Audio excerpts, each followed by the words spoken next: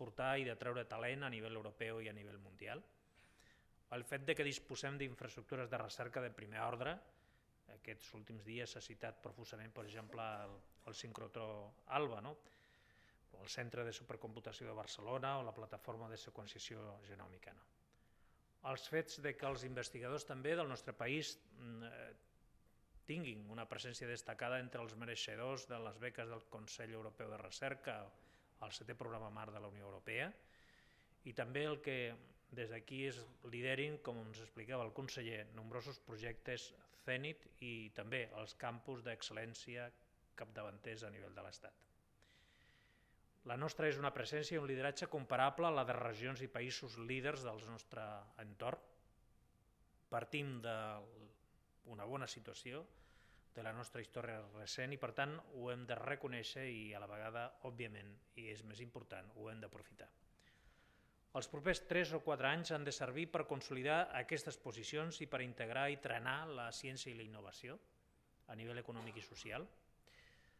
El nou pla és veritablement un pla interdepartamental i incorpora la recerca i la innovació de forma estructural a l'acció de tot el govern. Aquest pla mobilitzarà, com s'ha dit, més de 5.300 milions d'euros.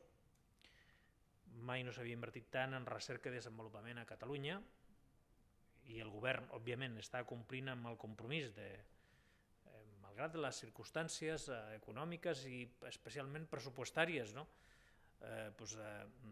de no escatimar esforços en recerca malgrat els efectes durs d'aquesta crisi, com tots vostès coneixen. Jo diria que som dels pocs, no diré l'únic perquè segur que hi trobaríem algú, que malgrat les dificultats manté el seu compromís inversor en recerca, desenvolupament i innovació. Ara bé, el compromís del govern també obliga a tothom. Si volem que Catalunya sigui un pol euromediterrani capdavanter en recerca i innovació, s'hauran de mobilitzar també totes les peces del sistema i no és només una qüestió de recursos. Es tracta de demostrar a partir d'ara, més que mai, el compromís sostingut de les administracions i les empreses d'una banda i l'aflorament i l'expressió del talent dels investigadors per l'altra. Només així obtindrem els resultats desitjats. Fer recerca i innovar és un dels requisits bàsics per avançar veritablement en la transformació del nostre model productiu i econòmic, juntament amb les inversions també en infraestructures i la millora del finançament. Diu Javier Tejada, un físic de la Universitat de Barcelona, darrer Premi Nacional de Recerca i un dels nostres científics reconeguts, que el més important és aconseguir inocular el virus de la recerca, d'allò que és nou entre els joves i que entre tots construïm les bastides perquè arreli el canvi de mentalitat, d'actituds i objectius al món científic i tecnològic.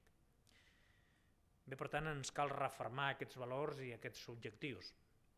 Ara és el moment de treballar dur, de no acceptar resignadament una posició que no sigui a dalt de tot. Volem un joc entre els millors en determinats camps. No acceptarem per descomptat el pessimisme incontrolable d'alguns ni l'interessat d'altres, perquè voler és poder i Catalunya ha de voler. La nostra força econòmica i industrial està obligada a evolucionar i el nostre model productiu a transformar-se. Quan es va signar el Pacte Nacional per la Recerca vaig dir que si Catalunya al segle XIX i la primera meitat del segle XX havia estat la fàbrica d'Espanya, en els propers anys haurien de fer que fos el bressol del talent i del coneixement. I això només ho aconseguirem si treballem perquè el talent i l'excel·lència tornin a ser objectius de prestigi i de primer ordre al nostre sistema educatiu. I en segon lloc, perquè la recerca i la innovació esdevinguin elements estructuradors al sector empresarial, fent que assumeixi l'oportunitat i també, òbviament, els beneficis de totes les potencialitats que ofereix la col·laboració amb el sistema públic de recerca. És de la cooperació i de la relació amb el seu entorn d'on poden sortir les millors idees i els millors projectes. Henry Sherbrooke, catedràtic de la Universitat de Berkeley i membre del Consell Català de Recerca i Innovació, diu que l'important no és l'invent o la idea, sinó saber-la fer rendible. perquè una idea val ben poca cosa si només la utilitza un mateix. I jo crec que ara més que mai necessitem fer aquest salt endavant. Necessitem que el talent del nostre país emergeixi i esdevingui el motor per al rol que Catalunya pot jugar al món global. Estic convençut que amb la capacitat i amb les aliances de la comunitat científica, amb el món de l'empresa i comptant, evidentment, amb el suport de la Generalitat, el pla que avui presentem propiciarà la resposta adequada als reptes que Catalunya té plantejats.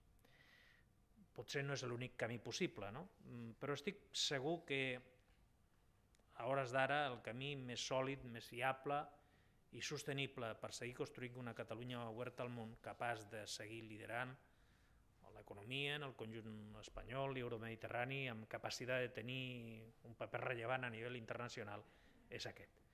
I en aquest sentit sàpiguen que comptem amb tots vostès per fer-lo possible i vostès compten amb el govern de Catalunya. Moltes gràcies.